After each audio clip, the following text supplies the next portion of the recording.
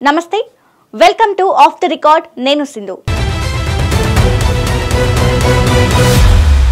ఆ మాజీ మంత్రి రూటే సెపరేట్ వివాదాలకు కేర్ ఆఫ్ అడ్రస్ ఉనికి కాపాడుకోవడం కోసం నిత్యం వివాదాలు కొని తెచ్చుకుంటారు అధిష్టానం వద్ద మార్కుల కోసం విమర్శల పాలవుతారు ఎన్ని చేసినా క్యాడర్ లో జోష్ రావడం లేదు ప్రజల్లో పరపతి పెరగడం లేదు దీంతో కొత్త రూటు ఎంచుకున్నారు నియోజకవర్గంలో కాదు ఏకంగా రాష్ట్ర స్థాయి పదవిపైన గురిపెట్టారు అంతే లెక్క మారిపోయింది ప్రత్యర్థి పార్టీలపై విమర్శలు తమ అధినేతపై ప్రశంసలతో వచ్చే ఎన్నికల కోసం సిద్ధమవుతున్నారు ఎంత చేసినా మైలేజ్ పెరగక సతమతమవుతున్నారు ఇంతకీ ఇంతలా వివాదాల్లో ఉన్న ఆ మాజీ మంత్రి ఎవరు ఏంటా కథ let's watch the of the record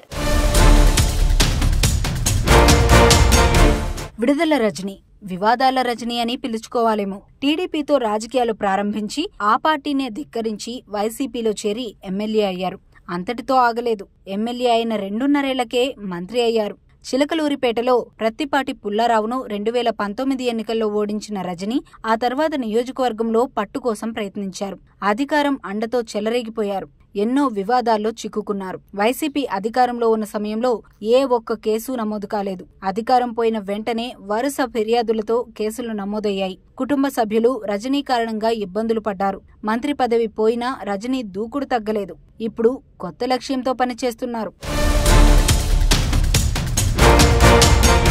2024 ఎన్నికల్లో రజనీకి చిలకలూరిపేట కాదని గుంటూరు పశ్చిమం నుంచి సీటు కేటాయింపు జరిగింది అక్కడ రజనీ ఓడిపోయారు తిరిగి ఇప్పుడు చిలకలూరిపేట బాధ్యతలు అప్పగించారు అక్కడ గత అనుభవాలతో ప్రత్తిపాటి పుల్లారావు అలర్ట్ అయ్యారు రజనీకి మరోసారి ఛాన్స్ ఇవ్వకుండా గత పొరపాట్లు రిపీట్ కాకుండా అడుగులు వేస్తున్నారు రజనీ ఇందుకు భిన్నంగా పట్టు పెంచుకునేందుకు వివాదాలనే ఆయుధంగా మలుచుకున్నారు వరుసగా టీడీపీ నేతలను పోలీసులను టార్గెట్ చేస్తున్నారు ఇప్పుడు రాష్ట్ర రాజకీయాల్లో హాట్ టాపిక్ గా మారారు తన ఉనికిని కాపాడుకోవడానికి అధిష్టానం దృష్టిలో పట్టానికి నిత్యం వివాదాల్లో ఉంటున్నారు